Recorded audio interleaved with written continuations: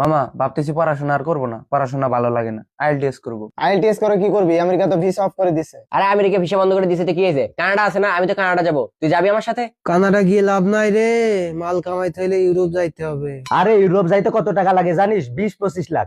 আর এইদিকে মাত্র 10 লাখ টাকায় জাপান যাওয়া যাচ্ছে। তুই জাপান যা, আমারও প্ল্যান আছে, ইনকাম তো সেমই। তাই নাকি? জাপান ইনকাম কেমন? মাস শেষে তুই 2 লাখ টাকা বাড়িতে পাঠাইতে পারবি কনফার্ম। লেবার ভিসা নাকি স্টুডেন্ট ভিসা? ভিসা তো পরের হিসাব, আগে ভাষা শিখতে হবে, আর জাপানিজ ভাষা যে কঠিন। বন্ধু, তুই লেবার ভিসায় যাইতে চাইলে সিঙ্গাপুর যা। আমার একটা বন্ধু মাস শেষে 70,000 টাকা পাঠায়। মাত্র 70,000? না না, পোষাবে না, লাখের নিচে যাওয়া যাবে না। তোমার টার্গেট কত? টার্গেট আমার 2 লাখ, 2 লাখের নিচে যাওয়া যাবে না। তাইলে কোরিয়া যাও, দক্ষিণ কোরিয়া, ওখানে জুতা সেলাই করলেও মাসে 2 লাখ টাকা ইনকাম।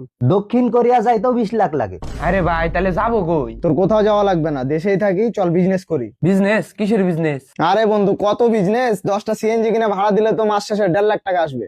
10টা সিএনজির দাম কত জানো? 50 লাখ টাকা। তার থেকে ভালো তুমি একটা অস্ট্রেলিয়ান গাভি কেনো, দিনে 15 লিটার দুধ, আর দুধের দাম তো জানোই। অস্ট্রেলিয়ান গাভীর দামও 2 লাখ টাকা। ওর মতন ফকিনি 2 লাখ টাকা কই পাবে? ওর থেকে তুমি 10টা হাঁস কেনো, প্রতিদিন ডিম দেবে, 70 টাকা হালি ডিম, পরে ব্যবসাটা বাড়াও আস্তে আস্তে।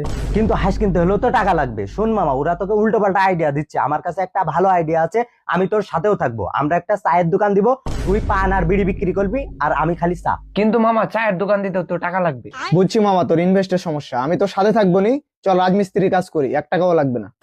রাজমিস্ত্রিতে অনেক কষ্ট, তোরা যদি গার্মেন্টসে যাস তাহলে আমিও যাবো, কারণ ওখানে এসি আছে। গার্মেন্টসে চাকরি করলে অনেক কষ্ট, দাঁড়ায় থাকা লাগে সারাদিন। তোরা যদি আমাকে সাথে চাস তাহলে চল, গার্লস স্কুলে নাইট গার্ডের চাকরি করি, এমনিতেও তো রাত জেগে থাকি। হেই, গার্লস স্কুলে চাকরি করলে রাতে করবো কেন? রাতে কি মেয়ে দেখা যায়? এই শালা, তাহলে করবেটা কি? রাত জেগে কাজ করলে চল চুরি করি।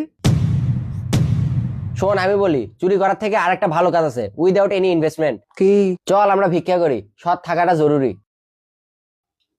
না রে, মাস গেলে বাড়ি থেকে আব্বা টাকা পাঠাইতেছে, সুখে আছি, যাই পড়াশোনাই করি গে।